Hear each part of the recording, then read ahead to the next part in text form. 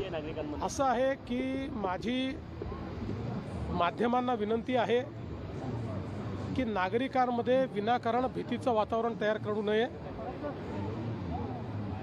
जे काही परिस्थिती आहे ती केंद्र सरकार हाताळते आहे, ती केंद्र सरकार सांगते आहे। विनाकारण वेगवेगळ्या बातम्या दाखवून हे घडणार ते घडणार ते घडणार असं सांगून नागरिकांच्या मनामध्ये भीती आणि संभ्रम तयार करणं हे देशाच्या आणि समाजाच्या हितात नाही।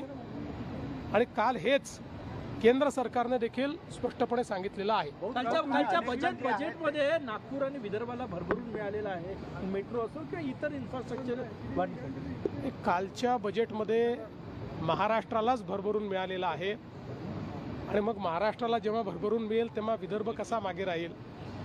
त्यामुळे विदर्भाला आणि महाराष्ट्राला, आणि मला असं वाटतं की अनेक गोष्टी असतील पण विदर्भाकरता सगळ्यात मोठा गेम चेंजरचा प्रकल्प हा वैनगंगा नळगंगा इरिगेशन प्रोजेक्ट, जो आत्तापर्यंतच्या आपल्या इतिहासातला सगळ्यात मोठा नदीजोड प्रकल्प आहे, त्याला आपण प्रशासकीय मान्यता देऊन काल बजेटमध्ये त्याची घोषणा केलेली आहे।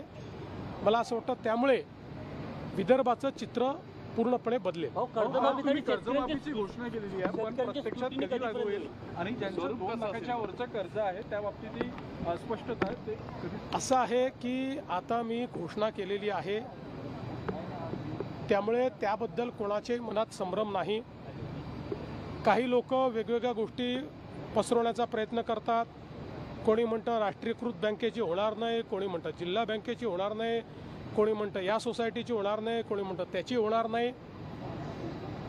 आम्ही 2 लाखापर्यंत कुठलीही बँक असो, ज्यांना पीक कर्ज द्यायचा अधिकार आहे अशा कोणीही दिलेलं पीक कर्ज हे आम्ही त्या ठिकाणी माफ करणार आहोत।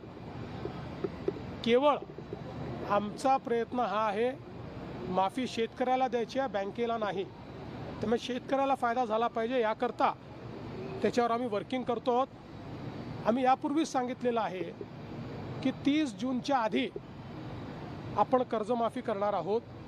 त्यामुळे आता बजेटमध्ये ती आली असल्यामुळे आता पुढच्या कारवाईला सुरू होईल। कमिटी याच्यावर काम करते, कमिटी बाकी सगळ्या गोष्टी या ठिकाणी सांगेल।